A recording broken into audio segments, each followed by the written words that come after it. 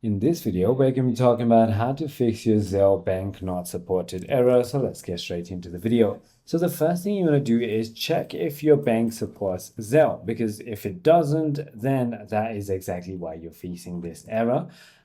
In this case, you might have to use completely different bank. So if it is a bank that Zelle supports, but you're just facing that problem, then what you want to do is try updating your banking app. Open your App Store or Play Store and then search for your bank or mobile banking app, and then simply go ahead and click on the update button. And inside of your bank, click on the More tab, and there should be a little Zelle section. Simply go ahead and click on that, and then verify your email or your mobile number if you haven't already. And that is about it. If none of it works, then you might have to go ahead and contact your bank if the issue persists. I hope this video clarifies everything for you. If you have further more queries, feel free to comment down below, and I'll see you on the next one.